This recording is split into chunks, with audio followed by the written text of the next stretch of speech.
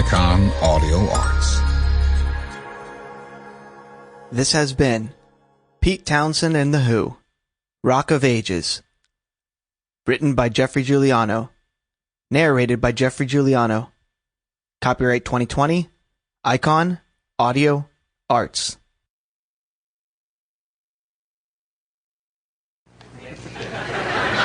Let's go to New York now. We have a question. New York, are you there?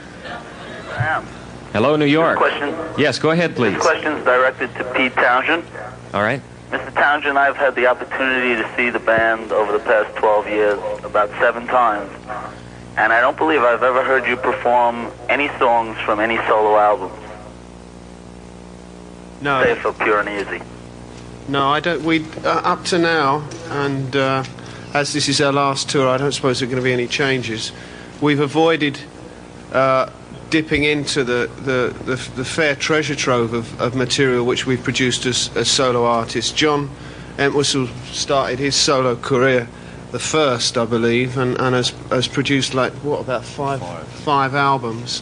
I've made 3. Roger's made 4 or 5, and really, when we're together as the Who, we stick to that particular area. I think maybe as writers, John and I feel that the stuff that we do as solo artists would accommodate the Who, but the Who we have difficulty performing live, performing enough of the material which represents the Who's history. And the Who haven't really made that many records over 15 years. We've only done 10 studio albums, and that's not a tremendous output.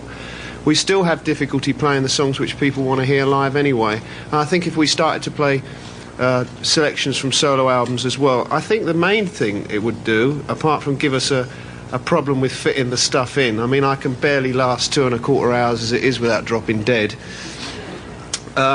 would be to confuse the band's image in the public eye. We are a group first and foremost, and in fact I think none of us would be in any doubt that our solo careers are very much hinged on the success of the band, and what we do in the future as solo artists will definitely jump off from the success of the band up to this present day. Thank you, Peter. Let's take your question, please. Your name? Hi, my name is Rona Elliott. I'm with the Source Radio Network. Good morning, you guys. Hi. Looks a little early for you. You too. Yeah, it is a little early. I was looking there. You look more alive now.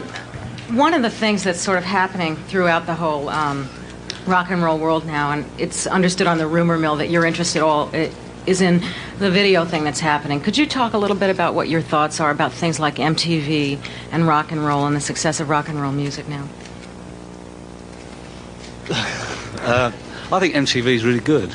I think it's going to create more problems for the record industry, but it's a good format, and I think some of the videos that's coming from England especially are incredible, and it's a great way of promoting groups that aren't particularly good on stage, because there's quite a few groups like that. You think it'll change the relationship with radio and the success of...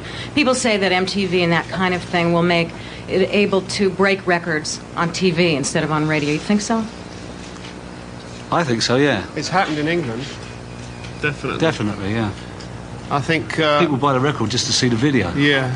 To get the video on the screen. I think a well-made promotional video can break a record, particularly if the band is a band with a particular look or a particular image that they want to sell, and the music is sublimated to some extent to that.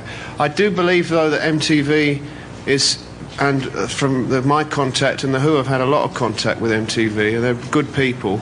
One of the things that we like about them is they're very open-minded, and it's a very experimental format at the moment, and they're still getting a tremendous amount of response from people. At the moment, everybody's going, yeah, I just watch it all day and can't switch it off.